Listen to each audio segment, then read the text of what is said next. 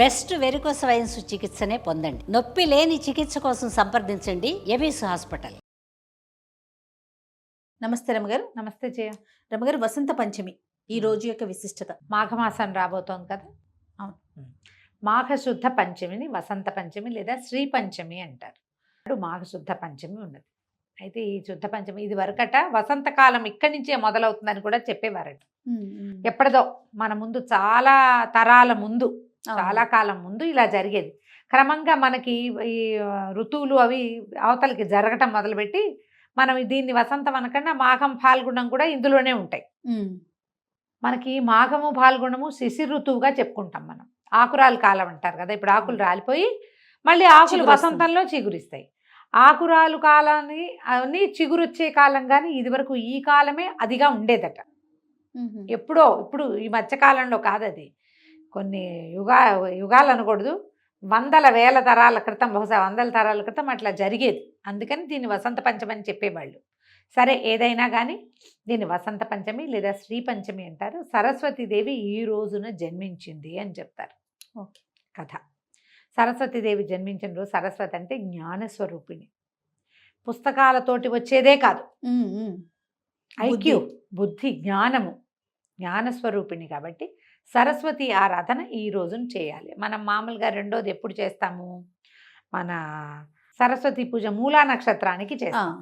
మూలా నక్షత్రం అప్పుడు తప్పకుండా చేసుకుంటాం. దసరా అప్పుడు చేస్తాం. మూలా నక్షత్రం నాడు అందరూ చేసుకుంటారు. అప్పుడు కూడా మనం అక్షరాభ్యాసాలు చేస్తాం. ఇప్పుడు ఈ రోజున కూడా అక్షరాభ్యాసాలకి చాలా మంచిది. ఏవైనా స్కూళ్ళు మొదలు పెట్టేటట్టయినా, లేకపోతే పిల్లల్ని స్కూల్లో చేర్చేది రోజైనా, చిన్నపిల్లల్ని చిన్నది వేస్తారు, అంగన్వాడీకి పంపించాలన్నా మంచి రోజు చూస్తాం కదా. శ్రీ పంచమి మంచిది. పిల్లలకి ఏదైనా కొత్త చదువు నేర్పించాలి, కొత్త విద్యలు నేర్పించాలి, సంగీతము, నాట్యము లాంటి లలిత కళలు, జ్ఞాన సంబంధమైనవి ఏవైనా సరే, కొత్త సబ్జెక్టులు, కొత్త కోర్సులు, కొత్త పుస్తకాలు, రఘువంశ కావ్యాలు చదువుకుంటారు చాలామంది పెద్దవాళ్ళు. ఇప్పుడు సంస్కృతం చదువుకునే వాళ్ళు తక్కువ ఉన్నారు కదా. ఇది వరకు కావ్యపాఠం మొదలు పెట్టాలంటే వసంత పంచమి కావాలనుకునేవాళ్ళు. ఈ రోజున మొదలుపెట్టింది జ్ఞాన సముపార్జన వైపుగా పరిగెడుతుంది.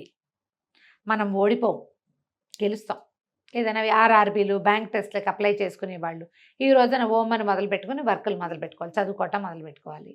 సిడబ్ల్యూఏ లాంటివి, హెచ్డబ్ల్యూఏ చేస్తారు, సిఏలు చేసేవి, అందరికీ కూడా ఇది చాలా మంచి రోజు. తిరిగి ప్రత్యేకమైన పూజా విధానము అంటూ ఏం చెప్పబడలా. సరస్వతీదేవి పటం, వీణ వాయిస్తున్న పటం ఉంటుంది కదా, ఒక పటం పెట్టుకోవటము. మనం ఏ పుస్తకాలు అయితే మామూలు స్కూల్ గోయింగ్ కిడ్స్ ఉన్నా, కాలేజ్ గోయింగ్ కిడ్స్ ఉన్నా, మనమే ఏదో చదువుకుంటుంటే మన పుస్తకమే ఓ శ్రీకారణమో, ఓంకారమో, లేకపోతే స్వస్తికో రాసి పసుపుతోటో గంధంతోటో కొంచెం కుంకుమ బొట్టు పెట్టి ఆ పుస్తకాన్ని అమ్మవారి దగ్గర పెట్టడం. ఆమెకి తెల్లని వస్త్రాలు, తెల్లని పువ్వుల దండలు ఇష్టం. గంధం సమర్పించటం. తెల్లటి గంధం దొరుకుతుంది కదా, శ్రీగంధం. మన ఎర్రటిది రక్తచంద్రం కాకుండా మామూలు చందన సమర్పణ చేయటం అమ్మవారికి. తెల్లని పువ్వులతోటి అర్చన చేయటం. సరస్వతి అష్టోత్తర శతనామావళి దొరుకుతుంది, ఆన్లైన్ దొరుకుతుంది. మామూలు మన పూజ పుస్తకాల్లో సరస్వతి అష్టోత్తరాలు ఉంటాయి. దసరా పూజల పుస్తకాల్లో తప్పకుండా ఉంటాయి. అష్టోత్తరం చదువుకోవటం. లేకపోతే సరస్వతి నమస్తుభ్యం వరదే కామరూపిణి విద్యారంభం గరిష్యామి సిద్ధిర్భవతు మే సదా, అలాంటి మే సదా శ్లోకమైనా సింపుల్గా చెప్పుకోవచ్చు. యాకుందేందు తుషారహార ధవళ అని అమ్మవారిని, ఆమె అందంగా ఉంటుంది, ఆమె సౌందర్యాన్ని వర్ణించేటువంటి ఆ శ్లోకాన్నైనా చెప్పుకోవచ్చు.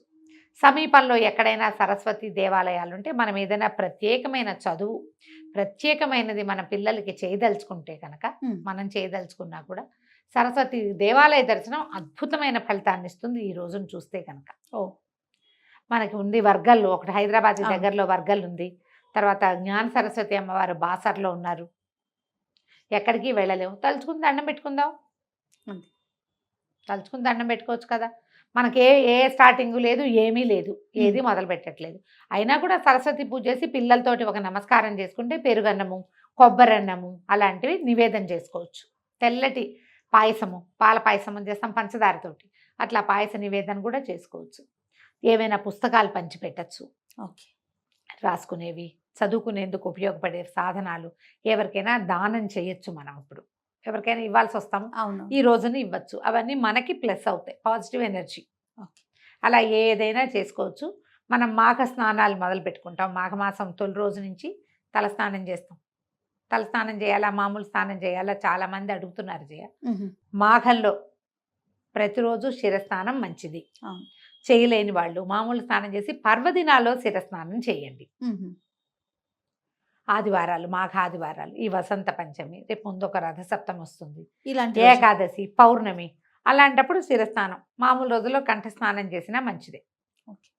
పొద్దున చేసే సూర్య నమస్కారంతో పాటుగా కొంచెం ఎండెక్కాక సరస్వతి పూజ చేసుకోండి శ్రీ పంచమి నాడు. మనకి ఏ చదువులు లేవు, పిల్లలు చదువుకునే పిల్లలు లేరు, అయినా సరే సరస్వతి పూజ మంచిది. మనకి రేపొద్దున ఏ అల్జైమర్స్, ఏ డెమెన్షియానో ఏమిటో రాకుండా జ్ఞానం మనకి దాని మీద అంటే మా మెదడు మీద మనకి కంట్రోల్ ఉండేలాంటి అవకాశాన్ని ఇస్తుంది. సరస్వతికి సంబంధించిన స్తోత్ర పారాయణ చాలా మంచిది. ఎప్పుడు మనకి జ్ఞానం అవసరమే కదా జయ. మరి చివరి ఎప్పటికీ- వరకు ఎప్పటికీ జ్ఞానం అంటే చదువు ఒకటే కాదు కాదు కదా, కదా. మీరు మొదటే చెప్పారు కదా. అన్ని రకాల వాటికి ఇది ఉపయోగపడుతుంది. కాబట్టి ఈ పర్వదినాన మనం చేయవలసిన విధి విధానాన్ని పాటించడం మంచిది, శుభస్కరం. నమస్తే. నమస్తే జయ.